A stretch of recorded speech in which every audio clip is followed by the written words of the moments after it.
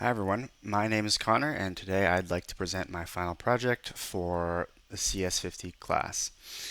My project is the Zillow Property Data Web Scraper. My GitHub and EDX accounts are Connor CNG. I'm from Palo Alto, California, USA. The current date is May 21st, 2024. So let's hop into my app. So I created a web application using Flask, and the use case was because my parents are currently trying to rent out their rental and trying to figure out what they should list the rental price at. Historically, they have went to this website here and done a search. So search for um, the area code,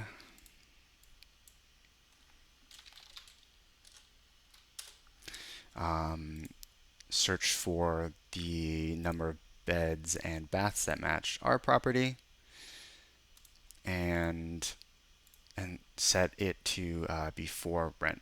So with this search, you can see that there are 12 results returned um, of various rentals. And before, they would used to click on each of these, um, go into the price history, which is going to load soon.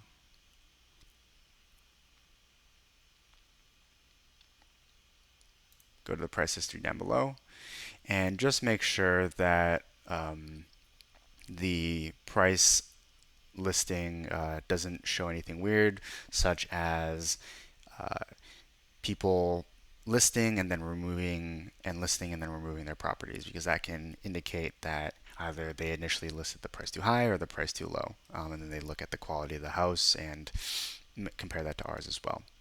So what my app sets to do is to aggregate all of that data so that you don't have to click into each of these to see an overall um, overarching idea of what the price for the neighborhood looks like. So the workflow that I just showed, you click on that hyperlink, you come here, you do your Zillow search, and then you copy the URL and paste it back here and click submit. So the API that I used was a third-party API to help make this possible. It was a ScrapPeek API to web scrape Zillow.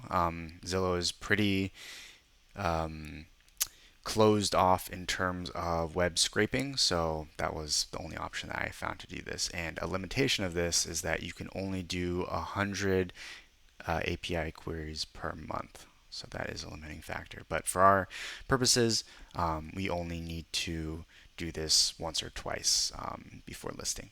So here you can see that it returns all the properties that you saw previously, all 12 properties. It shows high level of the rent for each of those properties, the area, and the number of beds and baths, just so we can compare the address, and then it links out to each of those properties if you wanted to take a more granular look at like the images or whatnot. And then down below, it shows each of those properties and it shows the price history that we were just looking at so that you can see those easier and you don't have to click into each property and wait for it to load. And then I also included a link to each of those properties as well. So this saves a little bit of time. I wanted to make it a little more efficient for that process, and that is my application.